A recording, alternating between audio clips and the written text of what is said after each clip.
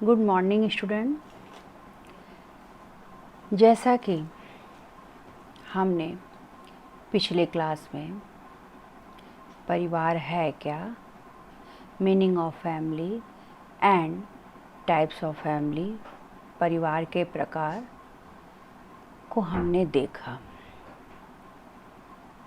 तो आज हम फिर एक नए वीडियो के साथ आपके सम्मुख उपस्थित हो रहे हैं।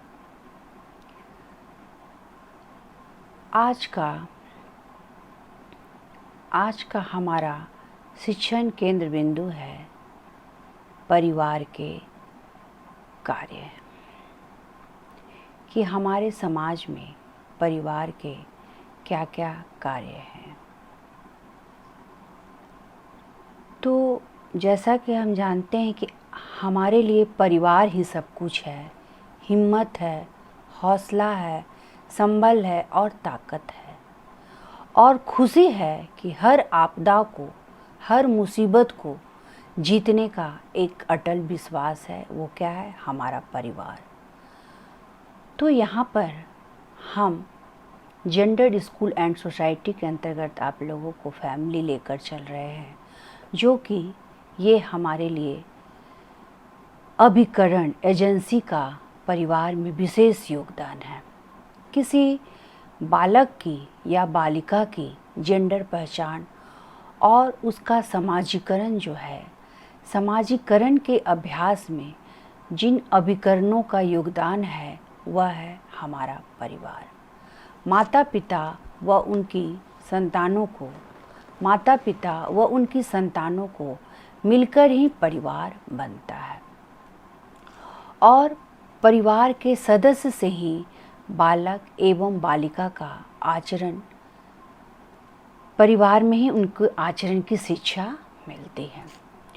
तो अब हम फंक्शन ऑफ फैमिली के बारे में जानेंगे कि परिवार में रहकर बालक एवं बालिका का किस प्रकार कार्य होता है, किस प्रकार कार्य का बंटवारा किया जाता है, क्योंकि परिवार ही क्या है, हमारे समाज की प्राथमिक और मौलिक इकाई है।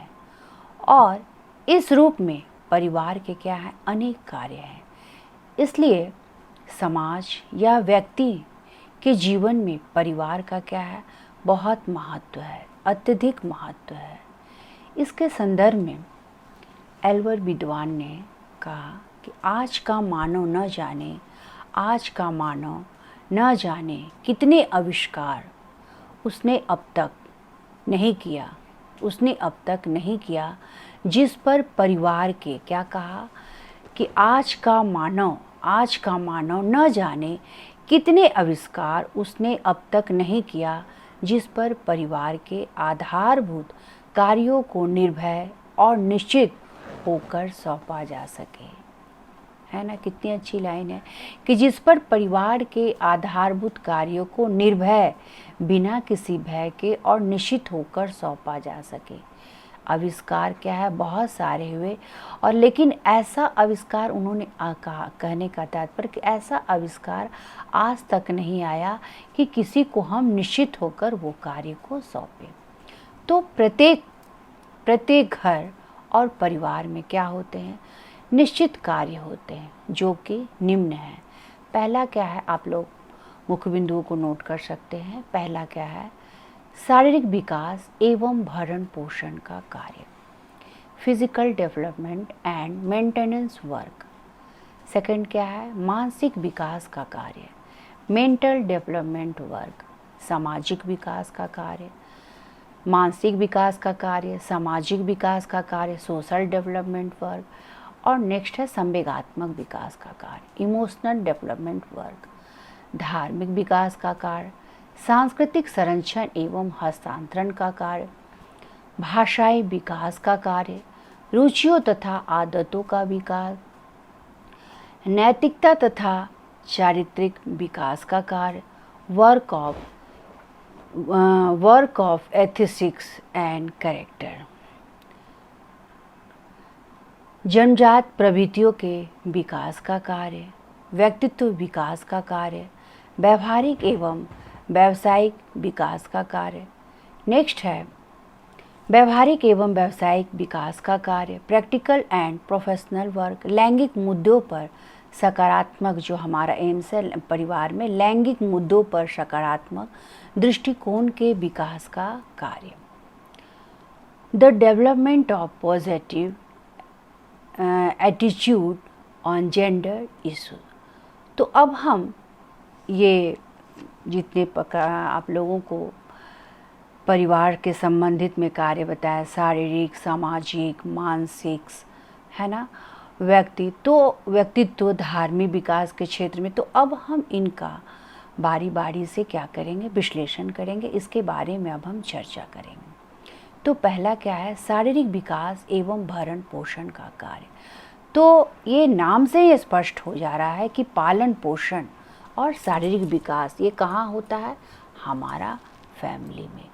तो प्रायः सभी बच्चों का पालन पोषण परिवारों में ही होता है और परिवार ही हमें क्या करती है, रोटी, कपड़ा और मकान की मूलभूत आवश्यकताओं की पूर्ति कराती है, उसकी देखभाल करता है और रोगग्रस्त हो जाने पर, है ना, हम परिवार के ही अंदर इलाज भी होता है। और शिक्षा के अभिकरण के रूप में बच्चों को ऐसा नियमित जीवन व्यतीत करने का हम प्रशिक्षण देते हैं, ऐसा हम बच्चों को ट्रेनिंग देते हैं कि हमारे बच्चे भी ऐसा ही व्यवहार करें, जो कि स्वास्थ्य लाभ एवं रक्षा के लिए जरूरी होता है। फिजिकल केयर, बच्चे के जन्म के समय बच्चों की शुश्रूषा, प्रारंभिक शारीरिक रक्षा है, निवास की व्यवस्था के लिए परिवार के सदस्य सर्दी, गर्मी, वर्षा आदि से रक्षा पा सके, ये सब की जो समुचित व्यवस्था होती है वे कहाँ होती है, परिवार में। तो विद्यालय के प्रांगण में जो सीखे हुए स्वास्थ्य संबंधी नियमों का पालन यदि परिवार में न कराया जाए तो क्या होगा, सब व्यर्थ हो जाएगा। तो परिवार के द्वारा, है ना, हम क्या करते हैं, विद्यालय के प्रांगण में जो हम अपना उचित निर्देशों का पालन करते हैं वे परिवार के द्वारा ही सीखे हुए होते हैं। अगर वो बच्चा परिवार से रह के विद्यालय में जाकर अगर वो उन सभी कार्यों को नहीं पालन करता है तो उसका सीखना सब क्या है, व्यर्थ होंगे। उचित आदतों के निर्माण के लिए जो परिवार बच्चों की स्वास्थ्य रक्षा संबंधी उचित आदतों के निर्माण में क्या होते हैं, सहायक होते हैं। शारीरिक सुरक्षा के अतिरिक्त बीमारी और बेकारी के विरुद्ध संरक्षण देना, उसे किस तरह से बचाव देना है, सर्दी, गर्मी, है ना, हर मौसम से, हर बीमारी से उसे कैसे परिवार में हमको शारीरिक सुरक्षा, उन्हें पालन पोषण करना है। हम लिंग के अनुसार सदस्यों को क्या करते हैं, सुविधाएं प्राप्त करते हैं। और मानसिक सुरक्षा प्रदान करना, अपने सदस्यों के विचारों को व्यवस्थित करना परिवार का महत्वपूर्ण कार्य है। तो पहला पॉइंट आप लोग क्लियर हो गए, शारीरिक एवं क्या है, जीवन भरण पालन पोषण हेतु सुरक्षा हमारा परिवार कैसे करता है। अब नेक्स्ट है मानसिक विकास का कार्य। तो इसमें कैसे डेवलप किया जाता है बच्चे की जो प्रवृत्ति है। प्रायः देखिएगा कि बच्चे की जो कुछ भी जो मूल प्रवृत्ति है वो जन्म लेते ही क्या हो जाती है, बच्चों की जो मूल प्रवृत्ति है, जो जन्मजात प्रवृत्ति है, वे जन्म लेते ही उसमें आ जाता है। जैसे भूख, बच्चे के जन्म के बाद रोने की आवाज़, तो भूख का संकेत, इन्हीं प्रवृत्तियों के आधार पर क्या होता है, उसका विकास होता है। तो बच्चों के मानसिक विकास के लिए ज़रूरी है कि उन्हें हम क्या करें, विभिन्न परिस्थितियों में रखकर इंद्रियानुभव कराया जाए।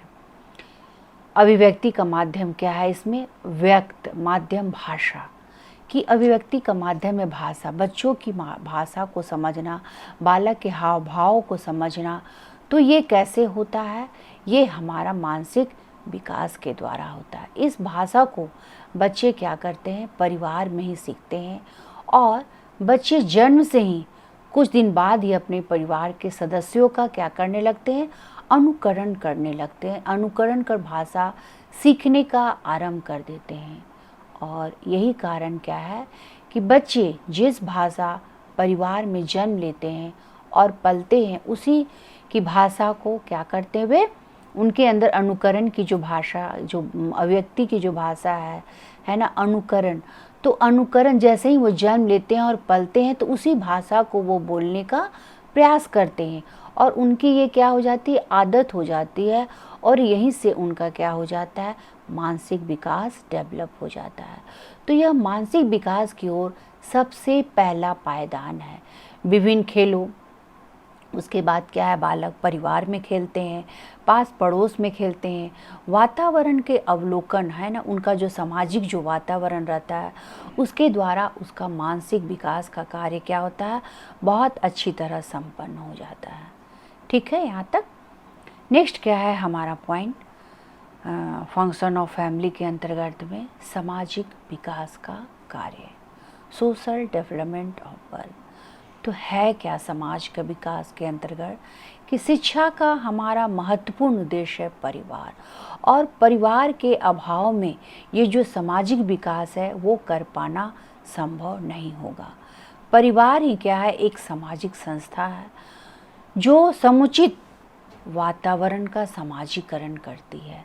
समाज के संबंधों के बारे में बच्चे घर के सदस्यों के आचरण को क्या करते हैं, व्यवहार को देखकर सीखते हैं, अपने बड़ों के द्वारा वे अनुकरण करके सीखते हैं, उनके बिहेवियर को देखकर सीखते हैं। परिवार में रहकर बच्चे क्या करते हैं, सहयोग, प्रेम, परोपकार, भावना, त्याग और सहानुभूति, ये सब क्या है, ये सब का पाठ बालक क्या करते हैं, परिवार में ही आकर सीखते हैं। और इसी कार्य के आधार पर परिवार को जीवन का प्रारंभिक पाठशाला के नाम से संबोधित किया गया है। व्यक्ति की जो पाश्विक प्रवृत्ति है ना, पाश्विक प्रवृत्ति पर नियंत्रण रखना और आदतों का निर्माण करना, उत्तरदायित्वों को समझना।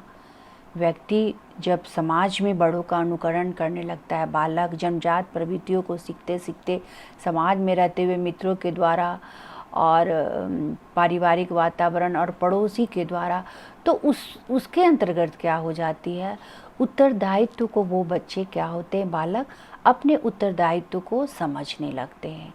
और अपने उत्तरदायित्व को समझते हुए व्यक्ति में क्या आ जाता है, आत्म का विकास, सेल्फ का विकास।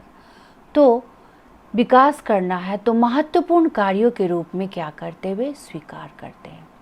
यदि परिवार हमारा गतिशील है ना, मूवमेंट कर रहा है, परिवार आए दिन परिवर्तन हो रहा है, गतिशील समाज है हमारा, तो बालक अंधविश्वासों, ऊंच नीच, लड़का लड़की के प्रति भेदभाव, अस्पृश्यता, छुआछूत और रीति रिवाज की भी भावना का क्या हो जाता है, इसमें विकास हो जाता है। तो परिवार में माँ के द्वारा या बड़े बुजुर्गों के द्वारा, जो जैसे ही बच्चे जन्म लेते हैं तो सोने के समय क्या करते हैं, परिवार में रह के उपदेश सहित कहानियाँ सुनते हैं, उपदेश सुनते हैं, बड़े बड़े महापुरुषों के ज्ञानी। तो बालक के लिए क्या हो जाता है, ये जन्म के समय छोटे बालक जैसे ही जब वो विद्यालय से पहले जो परिवार में कदम रखते हैं, तो उनके लिए जो अपने के द्वारा परिवार में माँ एवं बड़े बुजुर्गों के द्वारा जो कथा कहानी उपदेश सहित सुनते हैं, उनकी तो वो उनके लिए क्या बन जाता है, अमृत स्रोत, सोर्स ऑफ सोशल लाइफ। तो उनके लिए सामाजिक जीवन को ये जो अमृत स्रोत है वो क्या करती है, भले बुरे का ज्ञान करवा देती है और उससे सामाजिक जीवन उसका क्या हो जाता है, प्रभावित करती है। ठीक है, यहाँ तक। नेक्स्ट हम देखते हैं संवेगात्मक विकास का कार्य, है ना। क्या संवेगात्मक इमोशनल डेवलपमेंट बच्चे का परिवार में कैसे होता है, तो बालकों में प्राय देखिएगा कि मानवीय संवेदनाएं पाई जाती हैं, और ये जो मानवीय संवेदनाएं का जो जगाने का कार्य है ये हमारा फैमिली ही करता है, और इसी के द्वारा बालक के अंतर्गत क्या होता है, मानवीय संवेदनाएं संपन्न होती है। यदि परिवार के सदस्य आपस में लड़ते झगड़ते रहते हैं, महिलाओं को मारा पीटा जाता है या हिंसा किया जाता है, या साज सज्जा या घर की सफाई या जीवों और फूलों पौधों के प्रति अगर है ना उनके प्रेम का भाव नहीं है, तो बालक भी जाकर क्या होता है, आगे जाकर वो ऐसा ही उसके अंदर प्रवृत्ति आ जाती है, वह ऐसा ही सहज सीख लेता है, जो कि उसके लिए क्या होता है, भावनात्मक विकास। भावनात्मक विकास जो है वे अच्छे बुरे का जो संस्कार है वो आकलन करके जीवन की दिशा को क्या करते हैं, तय करते हैं और बुरे गुणों का बहिष्कार कर अपने व्यक्तित्व में नया निखार पैदा करता है, जो समाज को और राष्ट्र के लिए, जो समाज को और राष्ट्र के लिए क्या करता है, एक बुरे गुणों का बहिष्कार कर देता है और समाज स्तंभ के रूप में तैयार हो जाता है। और संवेगात्मक स्थिति में बालकों में क्या होता है, चेतना उत्पन्न करने की अत्यंत प्रारंभिक स्थिति होती है। जैसे कुछ जो संवेदना है बालक की, वो क्या है, कुछ क्षण भर के लिए आती है।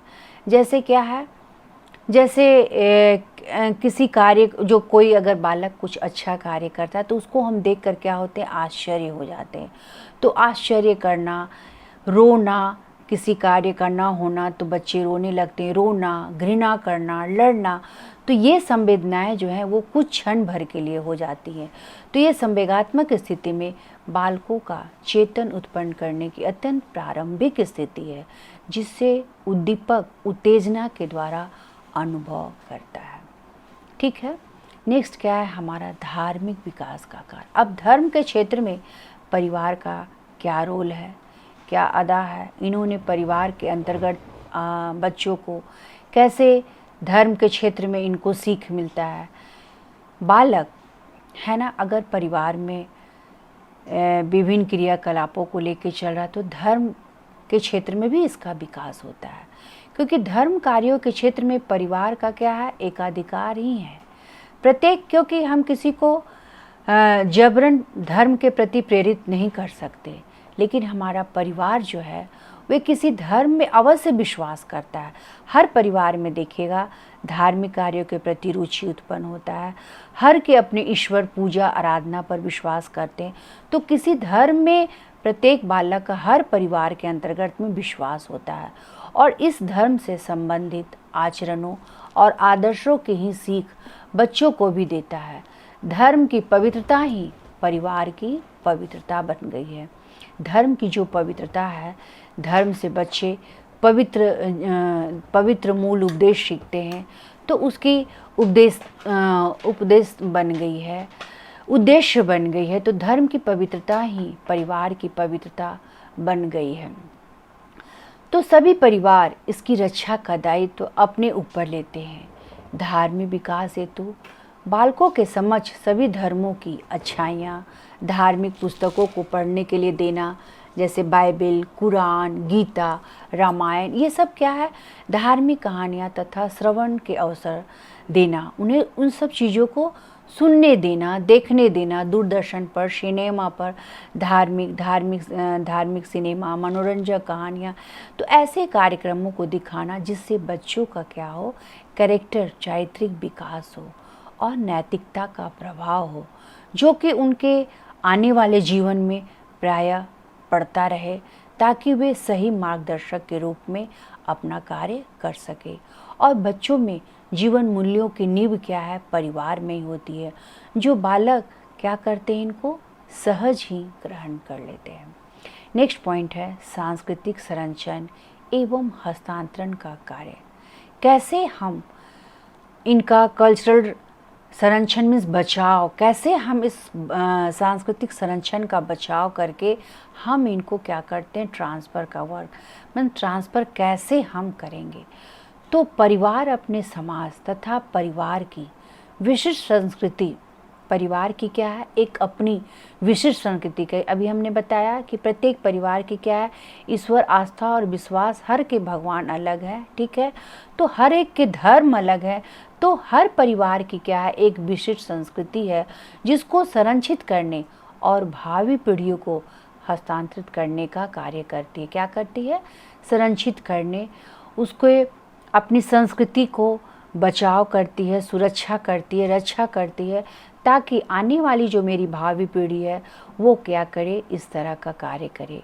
और परिवार अपने समाज की संस्कृति में महत्वपूर्ण समझे जाने वाले मूल्य, आदर्श है ना, उनका विश्वास और नैतिकता का अर्थ को क्या करती है, संस्कृति में महत्वपूर्ण बच्चों की जो मूल्य है, भावना है, आचार है, विचार है, अनुकरण, आदत है, विश्वास है और नैतिकता है। ये सब क्या है? स्वस्थ मस्तिष्क पर इनको अंकित करना है। बच्चे के स्वस्थ मस्तिष्क पर इसकी छाप छोड़ देनी है, ताकि बच्चे क्या करे?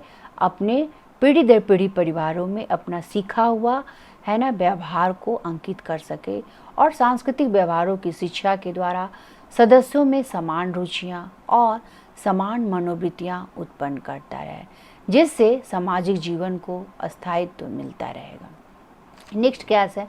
भाषाई विकास का क्या? इसका लैंग्वेज जो डेवलपमेंट है, ये कैसे पारिवारिक माहौल में हम कहेंगे, क्योंकि हमने क्या बताया? अभिव्यक्ति ही भाषा का माध्यम है।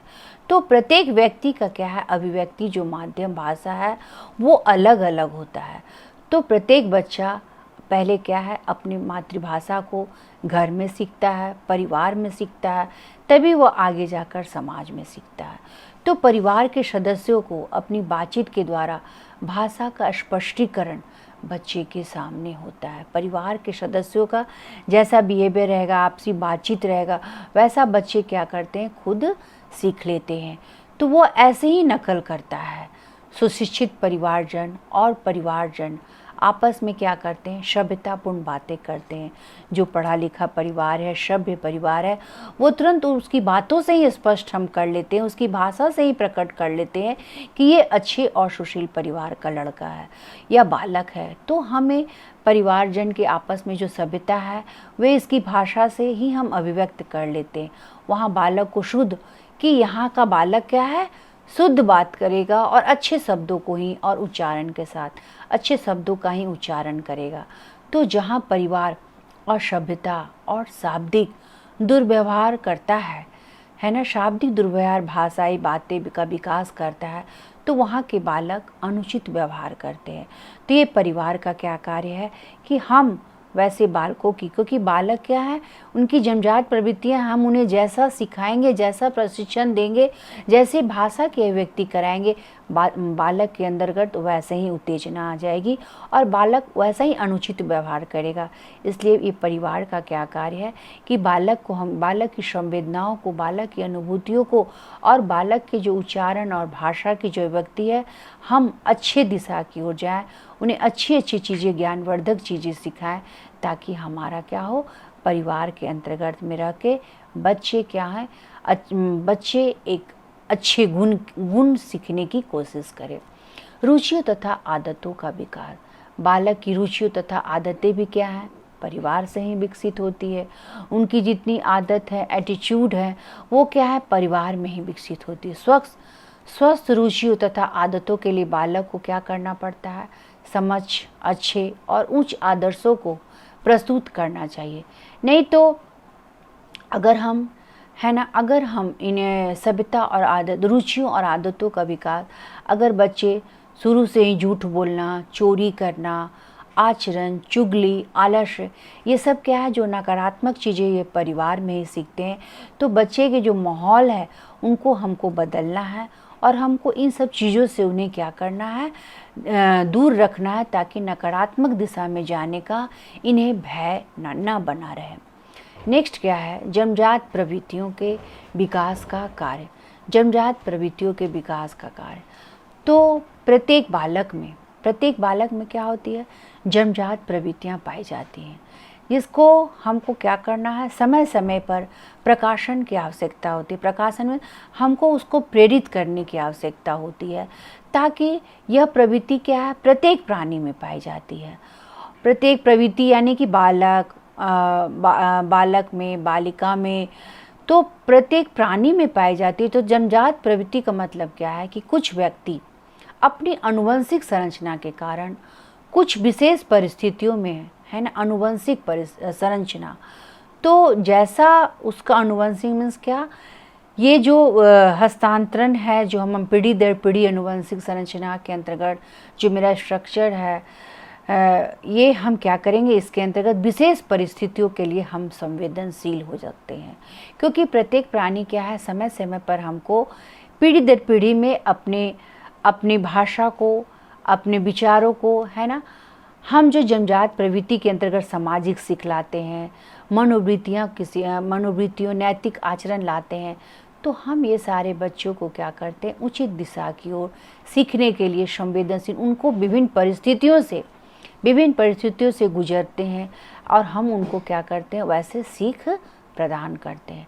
नेक्स्ट क्या है, व्यक्तित्व के विकास का कार्य।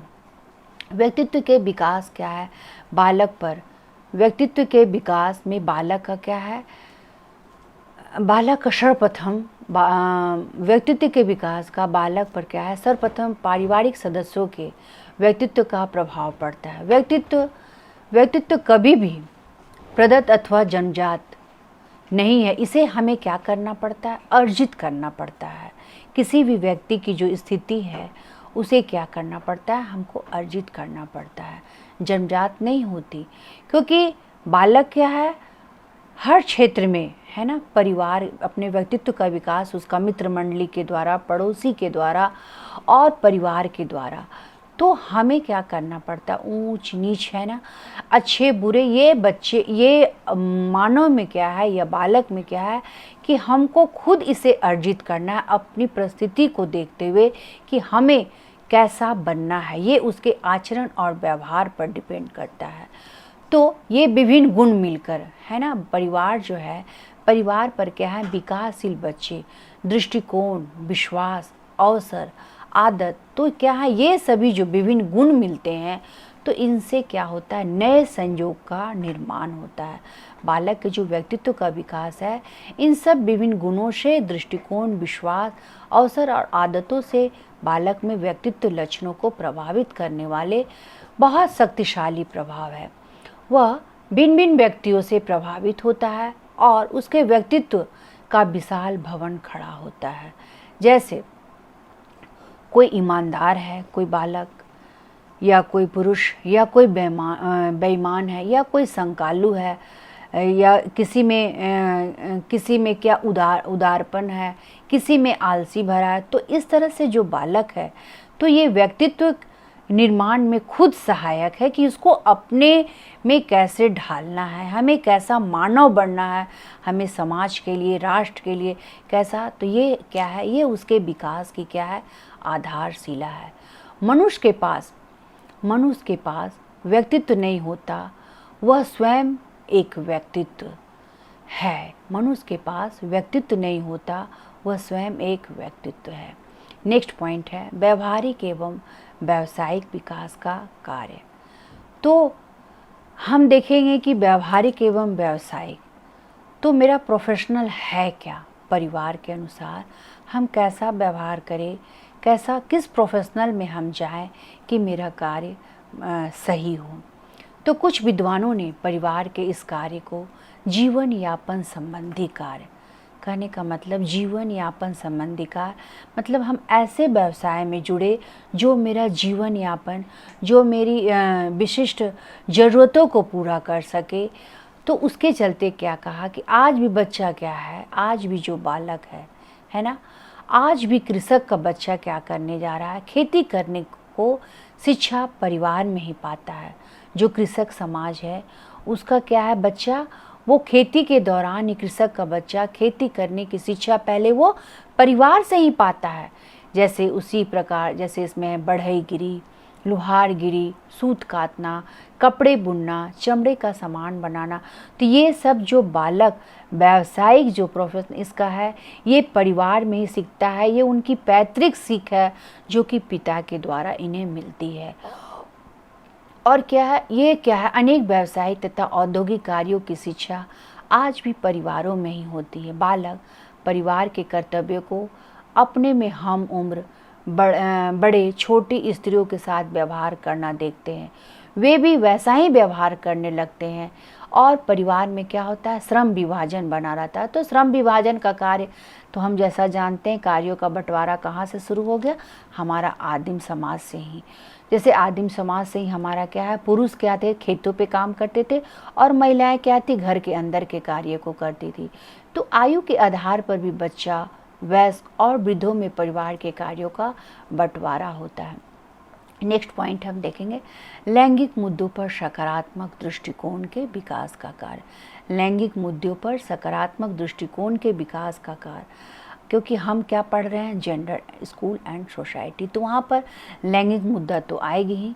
तो यहाँ पर लैंगिक मुद्दा में क्या है, परिवार का प्रभाव बालक के सभी दृष्टिकोण तथा पक्षों पर पड़ता है, क्योंकि परिवार में प्रारंभ से ही बालक क्या है, बालिकाओं के साथ खान पान, रहन सहन, व्यवहार, सामाजिक सहभागिता क्या क्या करता है बालक प्रारंभ से। इसके अंतर्गत में आके खान पान, रहन सहन, व्यवहार और सामाजिक सहभागिता, कैसे उनके सामाजिक सहभागिता में भाग लेना है बढ़कर, बाहरी कार्य, धार्मिक अनुष्ठान, लड़कों से भेदभाव देखते हैं। और महिलाओं में आर्थिक सशक्तिकरण हेतु निवेश करने में क्या होता है, लैंगिक समानता, जैसे गरीबी उन्मूलन, समावेशी आर्थिक वृद्धि का मार्ग का भी क्या करते हैं, मार्ग प्रशस्त कर देता है। किसमें, लैंगिक मुद्दों का सकारात्मक, क्योंकि यहाँ पर क्या है, कार्यों को बांट दिया जाता है। लेकिन इस परिवर्तन के लिए सतत निवेश और भागीदारी की ज़रूरत है। हमें क्या करना है, बालक एवं बालिकाओं के सतत प्रयास के लिए दोनों का भागीदार होना जरूरी है। और साथ ही युवाओं के स्वास्थ्य, शिक्षा एवं रोजगार से संबंधित मुद्दों पर व्यापक रूप से हमें कार्य करना है। हर लड़के और लड़की को समग्र विकास में गतिशील होना चाहिए। आज हमें लड़कियों को शिक्षा, कौशल का विकास, घरेलू कार्य और खेल कूद में भाग लेने के लिए क्या करना चाहिए, सशक्त करके उन्हें समाज में हम क्या कर सकते हैं, महत्व दे सकते हैं, उन्हें समाज में हम ऊंचा स्थान दे सकते हैं, हर कार्य में उन्हें हम आगे कर सकते हैं और हम उनके लिए क्या कर सके, एक सुरक्षित वातावरण उत्पन्न कर सके या वातावरण बना सके। ठीक है यहाँ तक। तो इसी से एक जो हमने अभी विषय शिक्षण विषय वस्तु आप लोगों को पढ़ाया, तो इसी से रिलेटेड एक क्वेश्चन है, परिवार के कार्य एवं महत्व की आप लोग विवेचना करें। ठीक है, तो फिर हम पुनः नेक्स्ट क्लास में मिलते हैं। यहाँ तक मैं अपने शब्दों को विराम देती हूँ, फिर हम पुनः नेक्स्ट क्लास में आप लोग से मिलते हैं। धन्यवाद।